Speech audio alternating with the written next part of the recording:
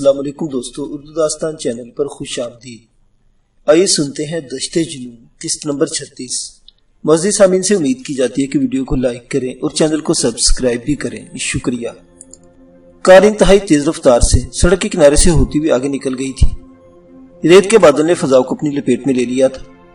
اڑتی ہوئی دھول میں دور ہوتی ہوئی کار کی عقبی سرخ بتیوں کی مدھم سی روشنی نظر آ رہی تھی۔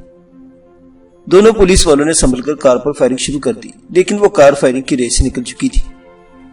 وہ دونوں اٹھ کر اپنے اس ساتھی کی طرف دوڑے جسے انہوں نے چیخ کر گرتے ہوئے دیکھا تھا۔ اس کی کھوپڑی اڑ گئی تھی اور وہ ختم ہو چکا تھا۔ ٹارچ والے کانسٹیبل کے بازو میں بھی گولی لگی تھی اور وہ بھی سڑک کے کنارے پڑا چیخ رہا تھا۔ ان میں سے ایک کانسٹیبل اٹھ کر دوڑتا ہوا اس کے قریب پہنچ گیا۔ حوصلہ کر یار، معمولی زخم ہے، ٹھیک ہو جائے گا۔ دوسرے کانسٹیبل نے اپنے ساتھی زخمی کو تسلی دی۔ فضل داد کو دیکھ، وہ بیچارہ ختم ہو چکا ہے۔ زخمی کانسٹیبل نے چیخنا بند کر دیا۔ وہ دونوں بھی لاش کے قریب آ گئے۔ وائرلیس پر سینٹر کو اطلاع دو، نور محمد، لاش کے قریب بیٹھے ہوئے کانسٹیبل نے کہا۔ کوئی فائدہ نہیں ہوگا، پہلے بھی سینٹر کو اطلاع دی تھی کہ ہماری گاڑی کا ٹائر پنکچر ہو گیا ہے، لیکن جواب ملا تھا کہ تھانے میں کوئی گاڑی نہیں ہے، موبائل کو وہیں چھوڑ کر پیدل آ جاؤ۔ نور محمد نے جواب دیا۔ اب تو صورتحال بدل گئی ہے یار، اس کانسٹیبل نے کہا۔ ہم ایک زخمی اور ایک لاش کو اٹھا کر 10-12 میل کا فاصلہ تو پیدل طے نہیں کر سکتے۔ اچھا تم یہیں بیٹھو اور یہ لو، اس کے بازو پر پٹی باندھ دو تاکہ خون زیادہ نہ بہہ جائے۔ اس نے جیب سے رومال نکال کر اپنے ساتھی کی طرف بڑھا دیا اور خود اٹھ کر موبائل کی طرف چل دیا۔ اس نے وائرلیس پر رابطہ قائم کر کے اپنے تھانے کو صورتحال سے آگاہ کر دیا اور پھر کافی دیر تک دوسری طرف کی بات سنتا رہا، پھر ریسیور رکھ کر واپس آ گیا۔ بڑی گڑبڑ ہو گئی یار نور محمد، اس نے اپنے ساتھی کے قریب پہنچ کر کہا۔ کیا ہوا؟ نور محمد نے سوالی نگاہوں سے اس کی طرف دیکھا۔ شہر کے قریب مین روڈ پر ایک کار پر بڑی زبردست فائرنگ کی گئی تھی، جس میں ایک عورت، ایک نوعمر لڑکا اور ایک آدمی ہلاک ہو گیا ہے، اور جبکہ ایک آدمی شدید زخمی ہوا ہے۔ اسی کار سے ایک عورت کو اغوا بھی کیا گیا ہے، اور جانتے ہو اغوا ہونے والی عورت کون ہے؟ کون ہے؟ نور محمد نے پوچھا۔ نائلہ درانی، اس کانسٹیبل نے جواب دیا۔ اوہ، نور محمد اچھل پڑا۔ کہیں یہ وہی گاڑی تو نہیں جس میں نائلہ درانی کو اغوا کر کے لے جایا جا رہا تھا؟ کیونکہ اس کار سے ایک عورت بچاؤ بچاؤ چیختے ہوئے بھی سنا تھا۔ یقیناً یہ وہی لوگ ہوگے جنہوں نے مین روڈ پر کار پر حملہ کر کے نائلہ درانی کو اغوا کیا ہے۔ اور جانتے ہو جو آدمی حملہ آوروں کی فائرنگ سے ہلاک ہوا وہ کون تھا؟ کون تھا؟ نور محمد نے پوچھا۔ رائے منصور کا گن مین تارا، اس کانسٹیبل نے جواب دیا۔ اور جو آدمی زخمی ہوا ہے وہ دلاور ہے۔ اوہ، نور محمد کے منہ سے بے اختیار نکلا۔ چند روز سکون سے گزرے تھے، لیکن اب سمجھو کہ پولیس والوں کا سکون ختم ہو گیا۔ رائے منصور تو قیامت مچا دے گا جب تک دارا کے قاتل گرفتار نہیں ہوتے اور نائلہ درانی کو بازیاب نہیں کرایا جاتا۔ وہ اس وقت تک پولیس کو چین سے نہیں بیٹھنے دے گا۔ لیکن تمہیں کیا جواب دیا سینٹر والوں نے؟ وہ ایک گاڑی بھیج رہے ہیں، کانسٹیبل نے جواب دیا۔ میں نے انہیں صورتحال سے آگاہ کر دیا ہے، ان کا بھی یہی خیال ہے کہ یہ وہی گاڑی ہوگی۔ نور محمد نے کوئی جواب نہیں دیا۔ اس نے اپنے زخمی ساتھی کے بازو پر رومال باندھ دیا تھا، لیکن خون ابھی بہہ رہا تھا۔ اس نے جیب سے اپنا رومال نکالا اور زخم سے ذرا اوپر دوسری پٹی باندھنے لگا تاکہ خون کا بہاؤ رک جائے۔ ان پر فائرنگ کرنے والی کار نہایت تیز رفتاری سے دوڑتی ہوئی تقریباً 5 میل آگے جا چکی تھی۔ یہ تو بہت برا ہوا، ڈرائیور نے بڑبڑاتے ہوئے کہا۔ اب پولیس کے لیے اندازہ لگانا آسان ہو جائے گا کہ ہم لوگ کس طرف گئے ہیں۔ اس کتیا کی وجہ سے انہیں اور بھی یقین ہو جائے گا کہ مین روڈ پر اس کار پر ہم نے فائرنگ کی تھی۔ اب اگر یہ منہ سے آواز نکالنے کی کوشش کرے تو گلا گھونٹ دینا اس حرامزادی کا۔ کیوں چیخی تھی تم؟ ملوک نے نائلہ درانی کے سر کے بالوں کو پکڑ کر پیچھے کی طرف جھٹکا دیا۔ نائلہ کے منہ سے ہلکی سی چیخ نکل گئی۔ کیا تم یہ سمجھی تھی کہ وہ پولیس والے تمہیں بچا لیں گے؟ یہ پولیس والے اتنے بہادر نہیں ہوتے کہ اصلی بندوں کا مقابلہ کر سکے۔ یہ تو جعلی پولیس مقابلے ہی کرنا جانتے ہیں۔ ان کے سامنے جب گولی چلتی ہے تو ان کی روح فنا ہو جاتی ہے۔ اس وقت بھی وہ اپنے کسی ساتھی کی لاش پر بیٹھے ماتم کر رہے ہوں گے۔ مجھے یقین کہ ان کے کم از کم ایک آدمی تو مارا ہی گیا ہوگا۔ اس نے خاموش ہو کر نائلہ کے سر کو ایک زوردار جھٹکا دیا۔ نائلہ کے منہ سے ایک بار پھر ہلکی سی چیخ نکل گئی۔ ملوک سیٹ پر مڑ کر بیٹھ گیا۔ اس کی پشت کار کے دروازے سے لگی ہوئی تھی اور رخ نائلہ کی طرف تھا۔ ایک ہاتھ سے وہ نائلہ کے سر کو جھٹکے دے رہا تھا اور دوسرے ہاتھ سے نائلہ کے منہ پر ایک زوردار تھپڑ بھی رسید کر دیا تھا۔ نائلہ کے منہ سے ایک بار پھر ہلکی سی چیخ نکل گئی۔ بہت بہادر ہو، نائلہ نے کراہتے ہوئے کہا۔ ایک زخمی اور بے بس عورت پر تشدد کر کے اپنے آپ کو بہت دلیر سمجھ رہے ہو، بے غیرت۔ نائلہ نے اس کے منہ پر تھوک دیا۔ ملوک کا چہرہ ایک دم سرخ ہو گیا۔ اسے اپنے قمیص کے دامن سے اپنے چہرے سے تھوک صاف کیا اور خونخوار نگاہوں سے نائلہ کی طرف دیکھنے لگا۔ اس نے نائلہ کے بالوں کو ایک زوردار جھٹکا دے کر اس کے سر کو پیچھے کی طرف جھٹکا دیا اور دوسرا ہاتھ اس کے قمیص کے گلے پر ڈال کر زوردار جھٹکا دیا۔ ترر کی آواز کے ساتھ ہی نائلہ کی قمیص پھٹ گئی۔ بھورے، ملوک نے ڈرائیور کی طرف دیکھ کر کہا۔ بڑی زوردار چیز ہے، کیا خیال ہے دعوت نہ اڑائی جائے؟ نہیں ملوک، ڈرائیور بھورے نے جواب دیا، ہم جرائم پیشہ ضرور ہیں لیکن ہمارے بھی کچھ اصول ہیں۔ یہ چھوری ہمارے پاس امانت ہے اور ہم اس امانت میں خیانت نہیں کر سکتے۔ لیکن اس نے یہ بھی تو کہا تھا کہ اگر یہ زندہ ہاتھ نہ لگے تو اسے ختم کر دیا جائے۔ ملوک نے کہا، اس سے جیبیں ہلا کر ہم اسے ختم کر دیں گے اور لاش لے جا کر اس کے حوالے کر دیں گے۔ نہیں ملوک، بھورے کے لہجے میں سختی تھی، میں تمہیں اس کی اجازت نہیں دوں گا۔ تو پھر بھورے استاد، ہمیں اس چھوکری پر تھوڑا سا ہاتھ تو پھیرنے دو، ملوک نے کہا اور بھوکی نظروں سے نیلا کی طرف دیکھنے لگا۔ نیلا سیٹ کے درمیان تھی، ڈیش بورڈ کی مدھم سی روشنیاں اگلی دونوں سیٹوں کے درمیان خالی جگہ سے نیلا تک پہنچ رہی تھی۔ ملوک کی آنکھوں کی چمک بڑھ گئی، اس کا ہاتھ آہستہ آہستہ نیلا کی طرف بڑھنے لگا۔ نیلا نے اچانک اس کی کلائی پکڑ لی۔ ملوک کی کلائی عین جوڑ سے نیلا کی انگلی اور انگوٹھے کی گرفت میں تھی اور یوں لگ رہا تھا جیسے نیلا کے جسم میں تمام تر قوت اس کی ایک انگلی اور انگوٹھے میں سمٹ آئی ہے۔ ملوک کے حلق سے پہلے تو قراہٹ سے نکلی اور پھر یہ قراہٹ کا راہوں اس سسکوں میں بدل گئی۔ وہ اپنی کلائی چھڑانے کی کوشش کرنے لگا لیکن اسے یوں لگ رہا تھا جیسے اس کی کلائی کسی آہنی شکنجے میں پھنس گئی ہو اور اگر اسے اپنے ہاتھ کو حرکت دی تو ہڈی ٹوٹ جائے گی۔ اس کے چہرے پر اذیت کے تاثرات نمایاں ہوتے جا رہے تھے۔ نیلا کے چہرے پر سختی ابھر آئی تھی، اس کے دانت بھیج گئے۔ اس نے ہاتھ کو ہلکا سا جھٹکا دیا، کڑک کی ہلکی سی آواز ابھرے، ملوک کے منہ سے ایک خوفناک چیخ نکل گئی۔ نیلا کی دوسری طرف بیٹھا ہوا آدمی یہی سمجھتا رہا کہ ملوک مزے اڑا رہا ہے، مگر اس کی چیخ سن کر وہ بھی مڑ گیا اور اس نے نیلا پر گھونسوں کی بارش کر دی۔ نیلا بھی چیخنے لگی۔ اس نے ملوک کی کلائی چھوڑ دی اور دوسرے آدمی کے گھونسوں سے اپنا بچاؤ کرنے لگی۔ اس دوران گاڑی دائیں طرف ایک کچی سڑک پر مڑ گئی تھی لیکن اس کی رفتار کم نہیں ہوئی تھی۔ گاڑی کچی سڑک پر اچھلتی ہوئی تیزی سے دوڑتی رہی۔ استاد بھورے، اگلی سیٹ پر بیٹھے ہوئے ایک آدمی نے ڈرائیور کی طرف دیکھتے ہوئے کہا، تمہارے یہ جالے تو چھوکری کو مار ڈالیں گے، اس کو بچاؤ نا بابا۔ ایک چھوکری پر کیا اپنی بہادری دکھا رہے ہیں یہ لوگ؟ ملوک اس چھوکری کو چھوڑ دے، ڈرائیور نے پیچھے مڑ کر کہا۔ اس نے میری کلائی کی ہڈی توڑ دی، استاد بھورے، ملوک چیخا، میں سے زندہ نہیں چھوڑوں گا۔ وہ دوسرے ہاتھ سے نیلا پر گھونسے برسانے لگا۔ نیلا بری طرح چیخ رہی تھی اور پھر اس نے ملوک کے بازو پر دانت کاٹ دی۔ اب ملوک چیخنے لگا۔ دوسرے آدمی نے نیلا کو بالوں سے پکڑ کر زوردار جھٹکا دیا۔ ملوک کے بازو کو نیلا کے دانتوں سے نجات مل گئی مگر اس کی بوٹی ادھر گئی تھی اور بازو سے خون بہہ نکلا تھا۔ وہ ایک بار پھر نیلا پر پل پڑا۔ میں کہتا ہوں چھوڑ دو اسے۔ بھورے کے لہجے میں اس دفعہ سختی تھی۔ تم گاڑی چلاتے رہو استاد، میں چھوکری کو بتاؤں گا کہ ملوک پر ہاتھ اٹھانے اور اس کے منہ پر تھوکنے والوں کا انجام کیا ہوتا ہے، ملوک نے جواب دیا۔ بھورے نے ایک دم گاڑی روک لی اور بڑے غصے سے نیچے اتر آیا۔ اوپر سے گھوم کر پچھلے دروازے کی طرف آیا۔ اس نے ایک جھٹکے سے ملوک والا دروازہ کھول دیا اور ملوک کو پکڑ کر باہر کھینچنے لگا۔ ملوک نے بڑی مشکل سے نیلا کو چھوڑا تھا۔ بھورے نے ملوک کو گاڑی سے باہر کھینچ لیا۔ تم بھی نیچے اترو، بھورے نے نیلا کی دوسرے طرف بیٹھے ہوئے آدمی سے کہا۔ اس کے لہجے میں ہلکی سی گراہٹ تھی۔ وہ شخص بلا چونچرا دوسری طرف کا دروازہ کھول کر نیچے اتر گیا۔ آگے والی سیٹ پر بیٹھے ہوئے دونوں آدمی بھی نیچے اتر آئے تھے۔ ملوک کا دایاں ہاتھ لٹکا ہوا تھا، نیلا نے اس کی کلائی کی ہڈی توڑ دی تھی۔ اس کے دوسرے بازو سے بھی خون بہ رہا تھا جہاں نیلا نے دانتوں سے اس کی بوٹی نوچ لی تھی۔ بڑے زوراور مرد ہو، اگلی سیٹ سے اترنے والے ایک آدمی نے کہا۔ ایک چھوکری نے تمہاری ہڈی توڑ دی، تم یہ دھندا چھوڑ دو ملوک، تمہاری مردانگی تو ایک عورت کا مقابلہ نہیں کر سکی، تم تو بڑے بڑے دعوت کرتے تھے، تم اپنے چونچ بند رکھو تو بہتر ہے، ملوک نے شخص کی طرف دیکھ کر گھبراتے ہوئے کہا۔ میرے ساتھ اڑی مت کرنا ملوک، وہ شخص بھی گھبرایا۔ تم اچھی طرح جانتے ہو کہ میں کون ہوں اور کیا ہوں، سمجھے؟ میں اچھی طرح جانتا ہوں کہ تم کون ہو، ملوک نے جواب دیا۔ اس وقت بہت روب سے بات کر رہے ہو، وہ دن بھول گئے جب لڑکوں نے قصبے کے چوک پر تمہیں ننگا کر دیا تھا۔ اپنی زبان بند رکھو ملوک، وہ آدمی ہاتھ اٹھا ملوک کی طرف بڑھا۔ تم لوگوں کا دماغ تو خراب نہیں ہو گیا، آپس میں کیوں لڑنے لگے ہو؟ بھورے نے آگے بڑھ کر اس کا ہاتھ پکڑ لیا۔ تو پھر اس سے کہو کہ اپنی زبان بند رکھے، وہ شخص گھرایا۔ اس میں قصور تمہارا ہے ملوک، بھورے نے ملوک کی طرف مڑتے ہوئے کہا۔ میں نے تمہیں منع کیا تھا کہ چھوکری کے ساتھ کوئی زیادتی نہیں کرنا مگر تم نہیں مانے۔ ہم لوگ جرائم پیشہ ضرور ہیں مگر ہمارے بھی کچھ اصول ہیں، لوگ ہم پر بھروسہ کرتے ہیں اور لاکھوں روپے دے کر ہم سے کام لیتے ہیں۔ اگر کسی کو ہم پر بھروسہ نہ ہوتا تو آج ہم جیل کی سلاخوں کے پیچھے بند ہوتے۔ وہ لوگ آپس میں جھگڑ رہے تو نیلا کار کی سیٹ کی پوچھ سے ٹیک لگائے کرا رہی تھی۔ ان کم وقتوں نے اسے بری طرح دھنک کر رکھ دیا تھا۔ وہ زخمی نہ ہوتی تو شاید ملوک کی گردن ہی میں روڑ دیتی، لیکن اس نے کلائی کی ہڈی توڑ دی تھی اور ملوک کے لیے ہی سزا کافی تھی۔ نیلا اس وقت کو دعائیں دے رہی تھی جب لاہور میں یونیورسٹی کی تعلیم کے دوران اس نے مارشل آرٹ سیکھنے کا فیصلہ کیا تھا۔ مارشل آرٹس کی مختلف تکنیکیں اب قدم قدم پر اس کے کام آ رہی تھی۔ اگر وہ سب کچھ نہ جانتی ہوتی نیلا بہت پہلے اپنے دشمنوں کے ہاتھوں رسوا ہو چکی ہوتی یا اسے ٹھکانہ لگایا جا چکا ہوتا۔ سیٹ پر پہلو بدلتے ہوئے نیلا کی نظر اچانک ہی گاڑی پر پڑی، وہ ملوک کی رائفل پر پڑی۔ اس نے دائیں طرف دیکھا، دوسرے آدمی کی رائفل بھی گاڑی میں ہی تھی اور اگلی سیٹ کے سامنے بھی دونوں رائفلیں رکھی ہوئی تھی۔ نیلا نے کنکھیوں سے باہر دیکھا، وہ پانچوں کار سے باہر تھے اور آپس میں جھگڑ رہے تھے۔ ان میں صرف بھورا ایک ایسا شخص تھا جس کے ہولسٹر میں ریوالور رکھا ہوا تھا اور باقی چاروں خالی ہاتھ تھے۔ نیلا نے سیٹ پر ایک دو جھک کر آہستہ آہستہ ملوک والی رائفل کی طرف ہاتھ بڑھا رہی تھی۔ اس کے ساتھ ہی کنکھیوں سے وہ ان لوگوں کی طرف بھی دیکھ رہی تھی۔ بالآخر اس کا ہاتھ رائفل پر پہنچ گیا۔ اس نے رائفل پر گرفت جما کر بڑی تیزی سے اسے اپنی طرف کھینچ لیا۔ ہینڈز اپ، کوئی اپنی جگہ سے حرکت نہ کرے۔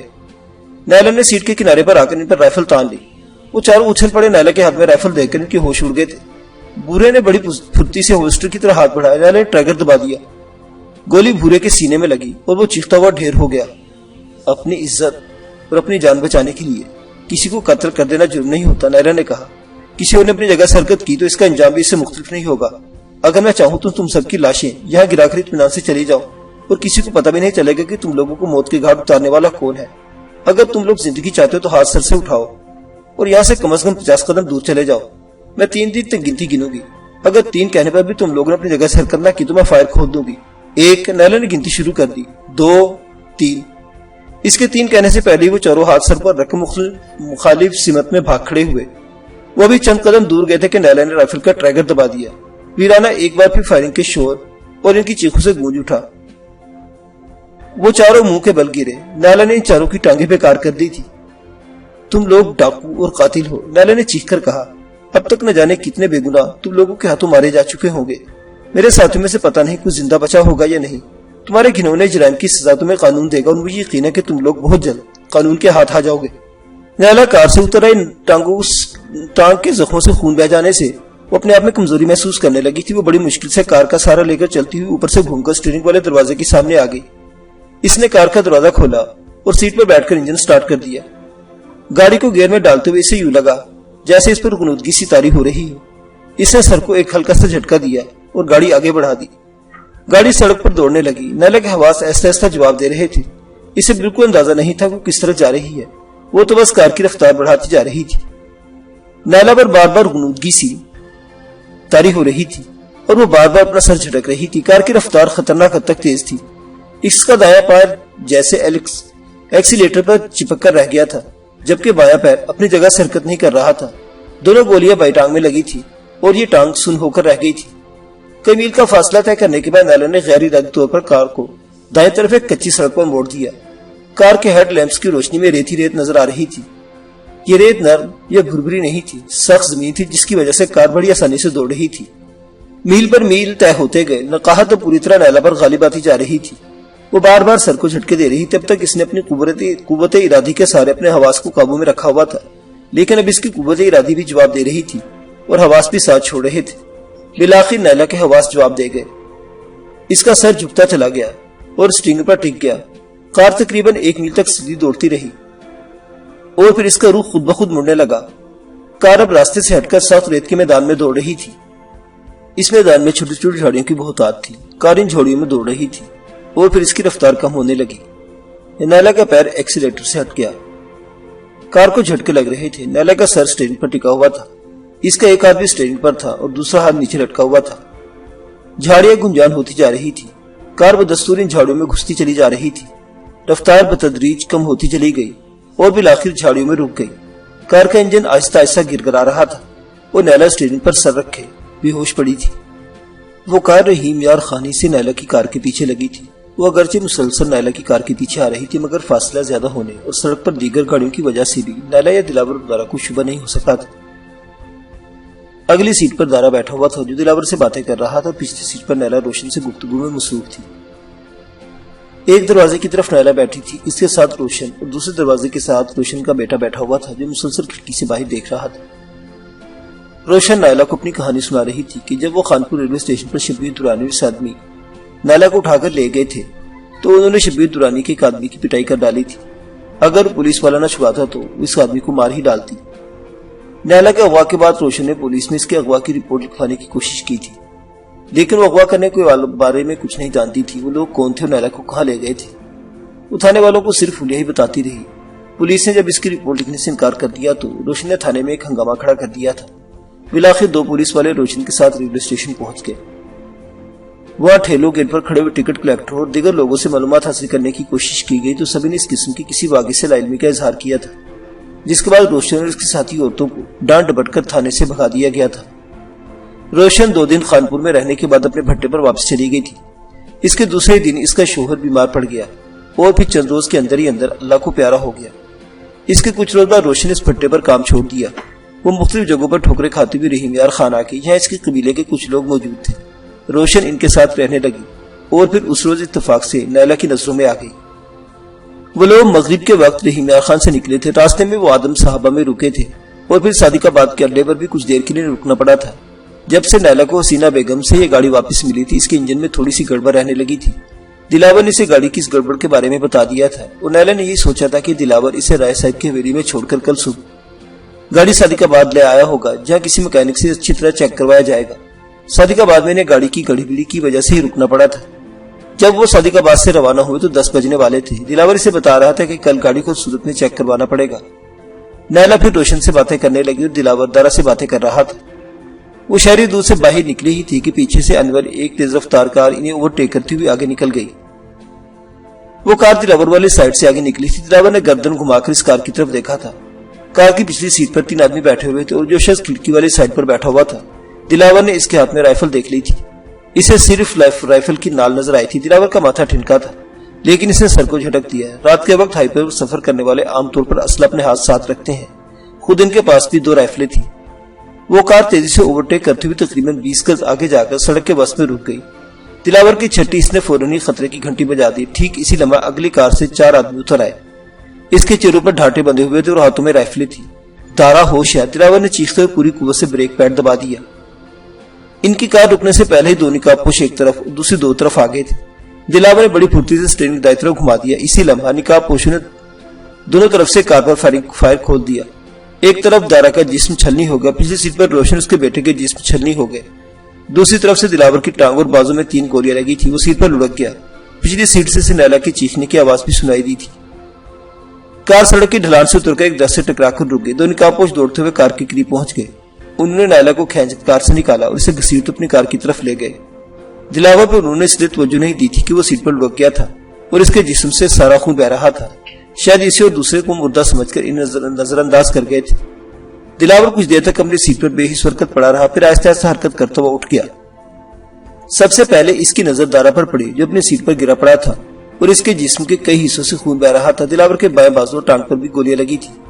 اس کے عین پیچھے نیلا تھی۔ دلاور بڑی مشکل سے دروازہ کھول کر گاڑی سے باہر نکلا۔ سب سے پہلے اس نے پیچھے سیٹ کی طرف دیکھا۔ روشن اور اس کا بیٹا سیٹ پر خون میں لت پت پڑے تھے لیکن نیلا غائب تھی۔ اس نے ادھر ادھر دیکھا۔ بائیں طرف کی سڑک پر ایک کار تیز رفتاری سے جاتی ہوئی نظر آئی۔ کار کی عقبی سرخ بتیاں لمحہ بلمحہ دور ہوتی جا رہی تھی۔ دلاور کے لیے کھڑے ہونا مشکل ہو رہا تھا۔ اس کے بازو ٹانگ سے خون بہ رہا تھا۔ اس کی آنکھوں کے سامنے تاریکی چھا رہی تھی اور وہ اپنے آپ کو سنبھالنے کی کوشش کر رہا تھا۔ اسی وقت سکھر کی طرف سے ہائی وے پر کوئی گاڑی آتی دکھائی دی۔ ہیڈ لیمپس کی روشنی لمحہ بلمحہ قریب آتی جا رہی تھی۔ دلاور کار سے ہٹ کر اپنے آپ کو گھسیٹتا ہوا سڑک کے کنارے پر آ گیا اور اس گاڑی کو روکنے کا اشارہ کرنے لگا۔ وہ سکھر سے آنے والی بس تھی۔ دلاور اگر رکنے کا اشارہ نہ بھی کرتا تو بس رک جاتی کیونکہ ڈرائیور نے بس کی ہیڈ لیمپس کی روشنی میں نہ صرف دلاور کو سڑک کے کنارے پڑے دیکھ لیا تھا بلکہ درخت سے کار ٹکرا کر بھی نظر آ گئی تھی۔ بس رکتے ہی ڈرائیور دیگر مسافر دوڑتے ہوئے قریب پہنچ گئے۔ پہلے وہ لوگ یہی سمجھے کہ کوئی حادثہ ہو گیا ہے لیکن یہاں صورتحال دوسری تھی۔ 2-3 آدمیوں نے مل کر دلاور کو اٹھایا۔ کچھ لوگ درخت کے قریب کار کے گرد جمع ہو گئے تھے۔ کیا ہوا؟ کوئی ایکسیڈنٹ؟ کوئی گاڑی والا ٹکر مار کر بھاگ گیا ہے؟ ڈرائیور نے دلاور سے پوچھا۔ ٹکر نہیں، دلاور نے جواب دیا، فائرنگ، گاڑی والوں نے ہم پر فائرنگ کی تھی۔ وہ نیلا بی بی کو اٹھا کر لے گئے۔ اس طرف دلاور نے ہاتھ سے اس طرف اشارہ کیا جس طرف اس نے کار کو جاتے ہوئے دیکھا تھا۔ نیلا بی بی کون؟ دلاور نے پوچھا۔ میری مالکہ نیلا درانی، دلاور نے جواب دیا۔ رائے منصور کو احمد پور لامہ میں اطلاع کر دے۔ اس بس میں چند مسافر ایسے بھی تھے جن کا تعلق صادق آباد اور رحیم یار خان سے تھا۔ نیلا درانی اور رائے منصور کا نام ان کے لیے اجنبی نہیں تھا۔ ایک آدمی نے جو دلاور اور کار میں دارا کی لاش کو پہچان چکا تھا۔ کار میں پڑی ہوئی خون میں لت پت گولیوں سے چھلنی لاشیں دیکھ کر کانپ اٹھے تھے۔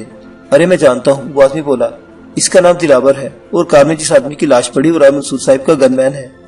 رائے منصور اس علاقے کے بہت بڑے ذمہ دار ہیں۔ انہیں صادق آباد لے چلو ہسپتال۔ 2 آدمی جنہیں صادق آباد میں بس سے اترنا تھا وہ کار کے پاس رہ گئے جبکہ دلاور کو بس میں بٹھا لیا گیا۔ دوسرے مسافروں کے بیٹھتے ہی ڈرائیور نے بس تیز رفتاری سے صادق آباد کی طرف دوڑا دی۔ دلاور کی حالت نازک تھی۔ اسے بس پر ہی ہسپتال پہنچایا گیا۔ جس آدمی نے دلاور کو شناخت کیا تھا وہ محض انسانی ہمدردی کی بنا پر دلاور کے ساتھ ہی ہسپتال میں رہ گیا تھا۔ पुलिस को भी इस वाक़े की इत्तला हो गई। पुलिस की एक पार्टी हाईवे की तरफ रवाना हो गई और 3 पुलिस वाले अस्पताल पहुंच गए, जिनमें एक हेड कांस्टेबल भी था। 3 गोलियां लगने के बावजूद दिलावर अभी तक होश में था, लेकिन खून बहुत ज्यादा बह जाने की वजह से इस पर नकाहत गालिब आ रही थी। इसने पुलिस को इस वाक़े के बारे में बता दिया। आखिर में वो कह रहा था, राय साहिब को इत्तला कर दीजिए, वो लोग नैला बीबी को उठाकर ले गए। मुझे यकीन है कि नैला बीबी भी जख्मी हुई है, इसकी जान खतरे में है। वो लोग किस तरफ गए? हेड कांस्टेबल ने पूछा। दिलावर ने बता दिया कि वो कार किस तरफ गई थी। बयान देने के बाद ही दिलावर को ऑपरेशन थिएटर में ले जाया गया था। बाजू पर लगने वाली गोली तो गोश्त चीरती हुई निकल गई थी, अलबत्ता बाएं टांग में लगने वाली गोलियां अंदर ही रह गई थी और दोनों गोलियां रान में लगी थी। गोलियां निकालने के लिए ऑपरेशन जरूरी था और इसके लिए दिलावर को एंथीसिया देकर बेहोश कर दिया गया। तकरीबन 1 बजे राय मंसूर अस्पताल पहुंचे। इन्हें 12 बजे के लगभग टेलीफोन पर पुलिस ने इस वाक़े की इत्तला मिली थी और यह भी बता दिया था कि दिलावर अस्पताल में है। राय मंसूर सीधे अस्पताल पहुंचे थे। दिलावर अभी ऑपरेशन थिएटर में ही था, लेकिन राय मंसूर को ज्यादा देर इंतजार नहीं करना पड़ा। तकरीबन 10 मिनट बाद दिलावर को ऑपरेशन थिएटर से बाहर ले आया गया। वो स्ट्रेचर ट्रॉली पर बेहोश पड़ा था। इसे खून भी लगा दिया गया था और एक वार्ड बॉय ने खून की बोतल उठा रखी थी जो स्ट्रेचर ट्रॉली के साथ साथ चल रहा था। राय मंसूर ने डॉक्टर को रोक लिया। क्या पोजीशन है डॉक्टर? इन्होंने दिलावर के बारे में दरियाफ्त किया। मरीज को 1-2 घंटे बाद होश आ जाएगा राय साहिब। परेशानी की कोई बात नहीं, खुशकिस्मती से एक साहिब के खून का ग्रुप मिल गया था, लेकिन कम से कम 2 बोतल खून और देना पड़ेगा। इसका बंदोबस्त किया जा रहा है, डॉक्टर ने जवाब दिया। खून किसने दिया था? राय मंसूर ने पूछा। वो साहिब यही थे, वही दिलावर के साथ आए थे, डॉक्टर ने कहते हुए तो देखने लगा। सामने बेंच पर बैठे हैं। राय मंसूर ने मुड़कर उस शख्स की तरफ देखा। भी डॉक्टर को दिलावर के इलाज के सिलसिले में हिदायत देने लगा, इसलिए स्पेशल कमरे का इंतजाम करवा दिया गया था। दारा की लाश, क्या लाश अस्पताल पहुंच गई या नहीं? राय साहिब ने पूछा। जी, तीनों लाशें तकरीबन आधा घंटा पहले अस्पताल पहुंचा दी गई थी, डॉक्टर ने जवाब दिया। अगर आप देखना चाहें तो। तीनों लाशें? राय मंसूर के रेजे में हैरती से बताया था कि हमला आवर नैला दुरानी को अगवा करके ले गए थे, दारा मारा गया था और दिलावर जख्मी था, लेकिन ये बाकी 2 लाशें किसकी थी? चलिए, राय साहब ने डॉक्टर की तरफ देखते हुए कहा। वो मुर्दा खाने में आगे, वहां दारा की लाश के अलावा एक नौमर लड़के और एक औरत की लाश भी पड़ी थी। लड़की की उम्र 8-9 साल रही होगी, जबकि औरत के बारे में राय मंसूर ने अंदाजा लगाया था कि वो 35 के लगभग रही होगी।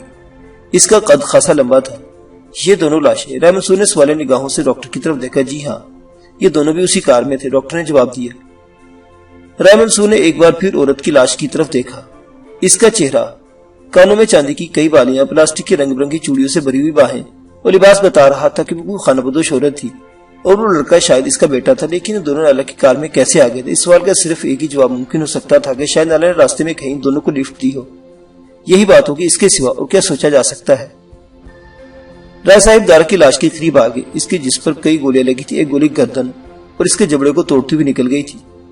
दारा की लाश देखकर राय मंसूर की आंखों में आंसू आ गए। वो इनका वफादार मुलाजिम था और बिलाखिर से अपनी जान देकर हक नमक अदा कर दिया था। राय मंसूर मुर्दा खाने से बाहर आ गए। पुलिस का मामला निमट जाए तो ये तीनों लाशें आप मेरे आदमियों के हवाले कर दें। इस औरत और बच्चे को तो मैं नहीं जानता, लेकिन इसकी तजहीज़ और तकफीन का बंदोबस्त भी मैं ही करूंगा, राय मंसूर ने डॉक्टर को मुखातिब करते हुए कहा और बेंच पर बैठे उस आदमी के करीब रुक गए जिसने दिलावर को खून दिया था। दिलावर को तुम अस्पताल लेकर आए थे? राय मंसूर ने शख्स से पूछा। जी जनाब, शख्स ने जवाब दिया। दरअसल मैं बस पर सक्खर से आ रहा था कि शहर से कुछ दूर इसे और कार को देखकर बस रोक ली गई। मैंने दिलावर और आपके गनमैन दारा को पहचाने। वो बेचारा तो अल्लाह को प्यारा हो चुका था। दिलावर को हम बस पर ही अस्पताल लाए थे और जब डॉक्टर ने बताया कि इसे खून की जरूरत है तो मैंने अपना खून टेस्ट करवाया जो दिलावर के खून से मिल गया। तुम वाकई बहुत अजीम आदमी हो। अपना खून देकर किसी की जान बचाना बहुत बड़ी नेकी है। अल्लाह तुम्हें इस नेकी का अजर देगा। कहाँ रहते हो? राय साहब ने पूछा। यही सादिकाबाद में जी। मैं टेलीफोन के महकमा में मुलाजिम हूँ। सक्खर में मेरी बहन रहती है। 2 दिन पहले इसी से मिलने गया तो शख्स ने जवाब दिया। इस नेकी का अजर तो तुम्हें अल्लाह ही देगा। लो ये रख लो, कुछ खा पी लेना और अब तुम अपने घर जाकर आराम करो। राय मंसूर ने कहते हुए जेब से 1000 रुपए का नोट निकालकर इसकी मुट्ठी में दबा दिया। जनाब, मैंने दिलावर को खून इसलिए नहीं, मैं जानता हूँ। राय साहब ने इसकी बात काट दी। मैं तुम्हें खून का मुआवजा तो नहीं दे रहा। मुझे अपना बुजुर्ग समझकर ये रख लो। अब तुम जाओ, आराम करो। दिलावर कैसा है जी? इस शख्स ने कहा। वो अब ठीक है, तुम्हारा खून न मिलता तो शायद इसकी जिंदगी खतरे में पड़ जाती। अच्छा चलो, मैं थाने की तरफ जा रहा हूँ, तुम्हें भी घर छोड़ दूंगा। इस वक्त तो तुम्हें कोई सवारी भी नहीं मिलेगी, राय मंसूर ने कहा। राय मंसूर 2 आदमियों को साथ लेकर निकल आए थे।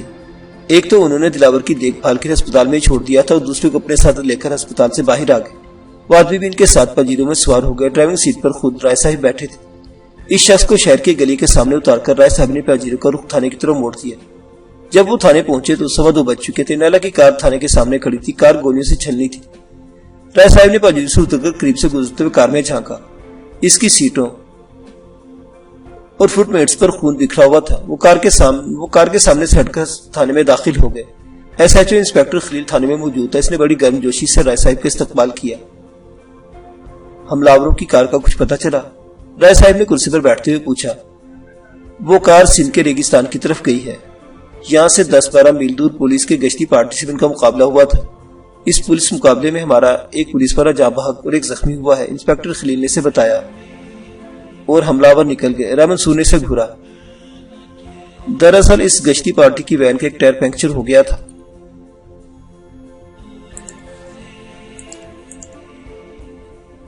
انہوں نے اس کار کو آتے دیکھ کر اسے رکنے کا اشارہ کی، لیکن وہ کار رکنے کی بجائے فائرنگ کرتے ہوئے تیزی سے نکل گئی۔ ہمارے کانسٹیبلوں کے بیان کے مطابق انہوں نے کار سے کسی عورت کی چیخنے کی آوازیں بھی سنی تھی جو مدد کے لیے پکار رہی تھی۔ اس عورت نے غالباً سڑک پر پولیس والوں کو دیکھ کر ہی چیخنا شروع کیا تھا۔ مجھے یقین ہے کہ وہ عورت نیلا درانی کی سوا اور کوئی نہیں ہو سکتی۔ ایک پولیس پارٹی کو ریگستان کی طرف روانہ کیا جا رہا ہے۔ کیا جا رہا ہے کیا مطلب؟ رحمت سونے سے گھورا۔ آپ جانتے کہ ہمارے پاس پولیس کی نفری کم ہے اور موبائل وینز کی بھی کمی ہے۔ پارٹی تیار کر لی ہے، گاڑی آ جائے تو روانہ ہو جائیں گے، انسپکٹر نے کہا۔ اور آپ کا خیال ہے کہ وہ خطرناک قاتل کسی جگہ پر بیٹھے آپ کی پولیس پارٹی کا انتظار کر رہے ہوں گے؟ رحمت سور نے تلخ لہجے میں کہا۔ آپ ہماری مجبوریوں کو نہیں سمجھ رہے رائے صاحب، انسپکٹر خلیل نے جواب دیا۔ جرائم کی تعداد بڑھ رہی ہے اور پولیس کی نفری اتنی کم ہے کہ ہمیں تو شہریوں کی حفاظت کا بندوبست بھی مناسب طور پر نہیں کر سکتے۔ پولیس کو ملنے والے فنڈز اتنے کم ہیں کہ آپ اس کا تصور بھی نہیں کر سکتے۔ ہمارے پاس تو اتنی گاڑیاں بھی نہیں کہ شہر کا گشت ہی پورا کیا جا سکے، اور پھر گاڑیاں آئے دن خراب ہی رہتی ہیں۔ اس قسم کی مجبوریاں بعض اوقات ہمیں جرائم پیشہ لوگوں کے سامنے بے بس کر دیتی ہیں۔ لیکن کیا یہ حیرت کی بات نہیں کہ پولیس والوں کی نفری کم ہے؟ گشت کے لیے یا مجرموں کا پیچھا کرنے کے لیے گاڑیاں نہیں ہیں۔ پولیس اہلکاروں کی تنخواہیں کم ہے، اتنے فنڈز نہیں کہ خراب ہو جانے والی گاڑیوں کی مرمت کروائی جا سکے۔ لیکن پولیس افسر کی ذاتی جائیدادوں اور بینک بیلنس میں اضافہ ہو رہا ہے۔ آپ فنڈز، نفری اور وسائل کی کمی کی بات نہ کریں۔ اگر دستیاب وسائل اور فنڈز کو دیانتداری سے استعمال کیا جائے تو تمام مسائل کا حل مل سکتا ہے۔ ہماری پولیس کا شمار بھی دنیا کی چند پولیس کمیونٹیز میں ہو سکتا ہے، لیکن افسوس کی بات تو یہ کہ یہاں کوئی بھی ایسا نہیں جو سنجیدگی سے سوچ سکے، رائے منصور نے کہا۔ یہی تو دکھ کی بات ہے، انسپکٹر خلیل نے کہا۔ اگر کوئی افیسر سنجیدگی سے سوچتا ہے اور دیانتداری سے کام بھی چاہتا ہے تو اسے موقع نہیں دیا جاتا۔ اس کے راستے میں اس طرح کی رکاوٹیں کھڑی کی جاتی ہے کہ اس محکموں کو چھوڑ کر بھاگ جاتا ہے یا پھر اسے بھی کرپٹ بنا دیا جاتا ہے۔ بہرحال رائے منصور نے کہا، نیلا درانی کی زندگی خطرے میں ہے، زیادہ تاخیر مزید خطرناک ثابت ہو سکتی ہے۔ اگر گاڑی کا مسئلہ ہے تو میری بات زیرو رہ جاؤ۔ شکریہ رائے صاحب، لیکن میرا خیال ہے کہ ایک موبائل آ گئی ہے۔ انسپکٹر خلیل نے کہا، کسی کانسٹیبل کو آواز دے کر اندر بلا لیا۔ دیکھو باہر کون سی گاڑی ہے؟ موبائل 3 ہے سر، اس میں 4 کانسٹیبل اور ایک ہیڈ کانسٹیبل موجود ہے، کانسٹیبل نے جواب دیا۔ اس وقت تھانے میں کتنے آدمی موجود ہیں؟ انسپکٹر نے پوچھا۔ 3 کانسٹیبل اور ایک ASI، کانسٹیبل نے بتایا۔ ان کانسٹیبل سے کہو کہ اسلحہ لے کر موبائل میں بیٹھیں اور ASI کو میرے پاس بھیج دو، انسپکٹر نے کہا۔ کانسٹیبل سلوٹ کرتا ہوا باہر نکل گیا۔ چند منٹ بعد ایک نوجوان ASI اندر داخل ہوا۔ یس سر، وہ سلوٹ مار کر انسپکٹر کی طرف دیکھنے لگا۔ موبائل پر چلے جاؤ، کار پر فائرنگ کر کے 3 افراد کو ہلاک کرنے والے ملزمان ریگستان کی طرف گئے، ان کا پیچھا کرو، مگر خیال رہے کہ وہ پوری طرح مسلح ہے اور نیلا درانی کے قبضے میں ہے اور شاید وہ زخمی بھی ہے، انسپکٹر نے کہا۔ یس سر، ASI سے سلوٹ کرتا ہوا مڑ کر باہر نکل گیا۔ مجھے تو نہیں لگتا کہ یہ لوگ ان تک پہنچ سکیں گے، رائے منصور نے گھڑی دیکھتے ہوئے کہا۔ یہ حادثہ 10-10:15 بجے کے قریب پیش آیا تھا اور اب 2:15 بج رہے ہیں۔ کم از کم یہ تو معلوم ہو سکتا ہے کہ وہ لوگ کس طرف گئے، انسپکٹر خلیل نے کہا۔ وہ چند لمحوں کی خاموشی کے بعد بولا، اگر وہ لوگ ہمارے ضلع کی سرحد عبور کر کے صوبہ سندھ میں داخل ہو گئے تو ہمیں کچھ مشکلات پیش آ سکتی ہیں، لیکن میں نے وائرلیس پر اس علاقے کے بعض تھانوں کو اطلاع کر دی تھی۔ آپ مطمئن رہیے، انشاءاللہ بہت جلد ان کا سراغ مل جائے گا۔ خدا کرے ایسا ہی ہو، رائے منصور نے کہا۔ ویسے رائے صاحب، انسپکٹر خلیل نے اس کے چہرے پر نظر جماتے ہوئے کہا، آپ کے خیال میں یہ کس کی حرکت ہو سکتی ہے؟ میرا مطلب ہے کار پر فائرنگ اور نیلا درانی کا اغوا، اس کے پیچھے کس کا ہاتھ ہو سکتا ہے؟ چند روز پہلے ہی عدالت نے نیلا درانی کے تمام کیسز سے باعزت طور پر بری کر دیا تھا۔ نیلا درانی کے پیچھے بھی وہی دشمن لگے ہوئے جنہوں نے رضیہ کو قتل کیا تھا، رائے منصور نے جواب دیا۔ لیکن رضیہ کا قاتل تو گرفتار ہو گیا تھا، انسپکٹر خلیل نے کہا۔ غالباً اس کا نام جگو تھا اور اس کے بیان پر عدالت نے نیلا بی بی کو بری کیا تھا۔ جی ہاں، آپ درست کہتے ہیں، رائے منصور نے کہا۔ لیکن آپ کو یہ بھی یاد ہوگا کہ جگو بھی اس بیان سے چند منٹ قبل عدالت کے احاطے میں قتل کر دیا گیا تھا۔ یہ بھی اللہ کا شکر ہے کہ زندگی نے اسے اتنی مہلت دے دی کہ اس نے وہ بیان دے دیا جس نے نیلا کی پیشانی پر لگا ہوا یہ دھبا صاف کر دیا۔ اور آپ کو یہ بھی یاد ہوگا کہ 2-3 دن پہلے پولیس کو جگو کے قاتل کی لاش بھی مل گئی تھی۔ جی ہاں، مجھے معلوم ہے، انسپکٹر خلیل مسکرایا۔ اور مجھے یہ بھی معلوم ہوا کہ پولیس کو موج مدار کے قتل کے سلسلے میں شبیر درانی پر شبہ ہے، لیکن اس کے خلاف پولیس کو کوئی ثبوت تلاش نہیں کر سکی۔ لیکن میں یہ نہیں سمجھ سکا کہ پولیس کو شبیر درانی پر شبہ کیوں ہے۔ یہ دردسر رحیم یار خان پولیس کا ہے اور انہیں کے لیے رہنے دیں، رائے منصور نے کہا۔ آپ تو انسپکٹر جبار کے قتل کے بعد اس تھانے میں آئے تھے، آپ کو یہ تو معلوم ہوگا کہ انسپکٹر جبار ان دنوں کس کیس پر کام کر رہا تھا۔ ان کے پاس کئی کیسز تھے، لیکن کوئی بھی کیس ایسا سنگین نہیں تھا۔ وہ تو ڈاکو کے ہاتھوں مارے گئے تھے، انسپکٹر خلیل نے کہا۔ لیکن شاید یہ بات آپ کے علم میں نہیں کہ ڈاکے کی واردات جعلی تھی، لیکن ایسی کوئی بات تو مجھے معلوم نہیں ہوئی، لیکن زیادہ تفصیل سے معلوم نہیں ہو سکی تھی، انسپکٹر خلیل نے جواب دیا۔ میں آپ کو بتا رہا ہوں، رائے منصور نے کہا۔ اس ڈاکو اور پولیس مقابلے کی تفصیل یہ ہے کہ چند بدماشوں نے ٹیلی فون ایکسچینج کے قریب ایک خالی مکان پر قبضہ کر کے فائرنگ شروع کر دی۔ اس کی اطلاع تھانے میں بھی دی گئی۔ انسپکٹر جبار ایک جوشیلا آدمی تھا، ڈاکے کی اطلاع ملتے ہی دستیاب کانسٹیبلوں کو لے کر جے وقوع کی طرف دوڑ پڑا۔ یہی ان ڈاکوں کا منصوبہ تھا، یہ سب کچھ ایک پلاننگ کے تحت ہوا تھا۔ ڈاکے کا یہ ناٹک دراصل انسپکٹر جبار کو وہاں تک لانے کے لیے کھیلا گیا تھا۔ انسپکٹر جبار جیسے وہاں پہنچے اسے گھیرے میں لے کر گولیوں سے بھون دیا گیا۔ اس کے بعد ڈاکو ایک لمحہ کو بھی وہاں نہیں رکے تھے، لیکن اس کا پس منظر انسپکٹر خلیل نے الجھی ہوئی نگاہوں سے رائے منصور کی طرف دیکھا، پھر خود ہی بات جاری رکھتے ہوئے بولا۔ اس کیس کا تفتیشی افیسر میں ہوں، لیکن مجھے اعتراف کرنا پڑ رہا ہے کہ اس سلسلے میں ایک قدم بھی آگے نہیں بڑھ سکا۔ آپ کی باتیں میرے انکشاف کی حیثیت رکھتی ہیں، لگتا ہے کہ آپ نے اس سلسلے میں بہت کچھ جانتے ہیں۔ کیا مزید کچھ بتانا پسند کریں گے؟ مثال کے طور پر ڈاکے کی اس جعلی واردات کا پس منظر کیا ہو سکتا ہے؟ ہو سکتا ہے کہ آپ کی باتوں سے مجھے اصل ملزموں تک پہنچنے میں مدد مل سکے۔ پس منظر، رائے منصور نے گہرا سانس لیتے ہوئے کہا۔ یہاں سے چند میل دور آموں کا ایک باغ ہے جس میں ایک حویلی بھی ہے۔ یہ باغ اور حویلی شبیر درانی کی ملکیت ہے۔ چند ہفتے پہلے پولیس کو اس حویلی سے تقریباً 2 میل دور نہر سے 2 برہنہ لاشیں ملی تھی، ایک ادھیڑ عمر مرد اور ایک عورت۔ ان لاشوں کے بارے میں یہ تصور کر لیا گیا تھا کسی نے پرانی دشمنی کی بنا پر انہیں قتل کر کے نہر میں پھینک دیا گیا تھا۔ ان لاشوں پر گولیوں کے نشان تھے اور ایسے نشانات بھی تھے جن سے ثابت ہوتا تھا کہ قتل سے پہلے ان پر تشدد بھی کیا گیا تھا۔ اس وقت لاشوں کی شناخت نہیں ہو سکی تھی۔ پولیس نے کیس بند کر دیا، لیکن اس کے کئی روز بعد انسپکٹر جبار کو کسی نے اطلاع دی کہ وہ لاشیں کن کی تھی۔ لاشوں کی شناخت کے علاوہ یہ اطلاع بھی دی گئی کہ انہیں کس نے قتل کیا تھا۔ وہ دونوں میاں بیوی تھے، مراد اور اس کا شوہر۔ شبیر درانی کے خاندان کے پرانے خدمتگار تھے۔ وہ پہلے گلمرگ والی زمینوں پر تھے اور جب اموں کا یہ باغ خرید لیا گیا تو انہیں سے حویلی میں لے آیا گیا۔ قرب و جوار میں کوئی آبادی نہیں، اس لیے لوگ انہیں نہیں جانتے تھے۔ یہی وجہ تھی کہ ان کی لاشوں کو شناخت بھی نہیں کیا جا سکا۔ لیکن کئی روز بعد گمنام اطلاع ملنے پر انسپکٹر جبار نے تفتیش شروع کی تو وہ جلدی اس رستے پر آ گیا جو اسے اصلی مجرموں تک لے جا سکتا تھا۔ اس نے شبیر درانی کے ایک آدمی کو ان دونوں کے قتل کے الزام میں گرفتار کر لیا، لیکن سبزر نامی ایک شخص کو اسی رات اسی تھانے کی حوالات میں گولی مار کر ہلاک کر دیا گیا۔ ویری انٹرسٹنگ، انسپکٹر جلیل خلیل مسکرایا۔ رائے صاحب، لگتا ہے آپ اپنے طور پر اس کیس کی تحقیقات کر رہے ہیں اور مجھے یہ اعتراف کرنا پڑے گا کہ آپ پولیس سے زیادہ باخبر ہیں اور آپ کے پاس زیادہ معلومات ہیں۔ میں فوج کے ایک ایسے شعبے سے وابستہ رہ چکا ہوں جہاں کسی معمولی سی بات کو بھی نظر انداز نہیں کیا جاتا، رائے منصور نے کہا۔ میں طویل عرصے سے اس علاقہ میں آباد ہوں، یہ میری اراضی ہے، میری آنے والی نسلوں کو یہی رہنا ہے۔ اس علاقے کے حالات پر نگاہ رکھنا میری فطرت کے عین مطابق ہے۔ وقت کا تقاضا بھی یہی کہ اپنے ارد گرد کے حالات پر نگاہ رکھی جائے۔ اس میں شبہ نہیں کہ حالات پر آپ کی نگاہ بہت گہری ہے، انسپکٹر خلیل مسکرایا۔ بہرحال آپ انسپکٹر جبار کے بارے میں کچھ بتا رہے تھے۔ انسپکٹر جبار ان دنوں مراد اور اس کے شوہر کے کیس پر ہی کام کر رہا تھا۔ اس نے سبزل نامی اس شخص کو قتل کے الزام میں گرفتار کر لیا تھا۔ اسے تھانے کے حوالات میں قتل کر دیا گیا۔ مقصد صرف یہ تھا کہ انسپکٹر جبار کو آگے بڑھنے سے روکا جائے، لیکن جب اس نے تفتیش جاری رکھی تو اسے بھی ختم کر دیا گیا اور اس کے ساتھ ہی تھانے کا ریکارڈ سے وہ فائل بھی غائب کر دی گئی جس میں اس کیس کی تفصیلات موجود تھی۔ مجھے یقین ہے کہ انسپکٹر جبار اصل مجرموں کے قریب پہنچ چکا تھا، اس لیے اسے قتل کرنے کے ساتھ ہی وہ فائل بھی غائب کر دی گئی جس سے اصل مجرموں کا سراغ لگایا جا سکتا تھا۔ اس فائل کے غائب کرنے میں ہی تھانے کے کسی آدمی کا ہاتھ ہو سکتا ہے۔ حیرت انگیز، انسپکٹر خلیل بولا۔ اس طرف تو میرا ذہن ہی نہیں گیا تھا، لیکن آج کی واردات اور نیلا درانی کے اغوا سے ان پچھلے واقعات کا کیا تعلق ہو سکتا ہے؟ بہت گہرا تعلق ہے، رائے منصور نے جواب دیا۔ اگر آپ اس واردات کی تفتیش کے ساتھ مراد اور اس کے شوہر کی قتل کی تحقیقات بھی شروع کر دیں تو بہت سے حیرت انگیز انکشافات ہوں گے، اور اگر آپ زیادہ گہرائی میں جائیں گے تو آپ کو یہ بھی پتہ چل جائے گا کہ نیلا درانی کو اس جھوٹے کیس میں پھنسانے والا کون تھا اور اس سازش کے پیچھے کون کون سے ہاتھ کام کر رہے تھے۔ اور ان کا مقصد کیا تھا، لیکن اس کے لیے وقت بھی درکار ہوگا اور جرأت و حوصلہ بھی۔ 1 منٹ رائے صاحب۔ انسپکٹر خلیل نے رائے صاحب کو اشارہ کرتے ہوئے کانسٹیبل کو آواز دی۔ ارے بھائی 3 بج رہے ہیں۔ کانسٹیبل کے آنے پر انسپکٹر نے کہا، چائے وغیرہ کا بندوبست نہیں ہو سکتا کیا؟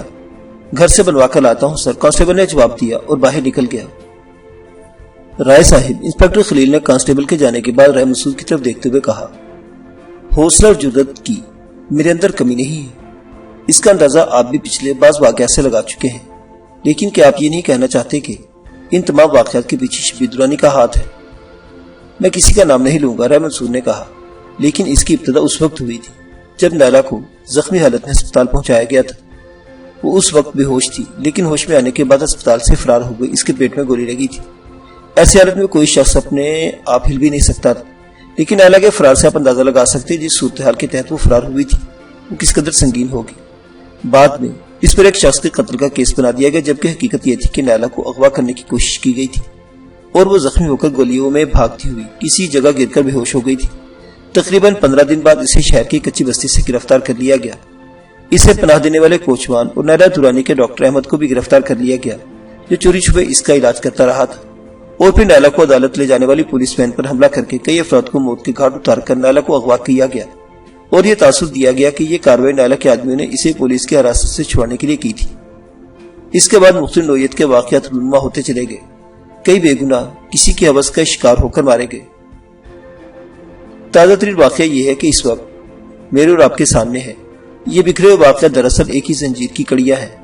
جب آپ صحیح رخ پر تحقیق کریں گے تو اس زنجیر کی بکھری ہوئی کڑیاں ملتی جائیں گی اور آپ خود بخود حقیقت کی تہہ تک پہنچ جائیں گے۔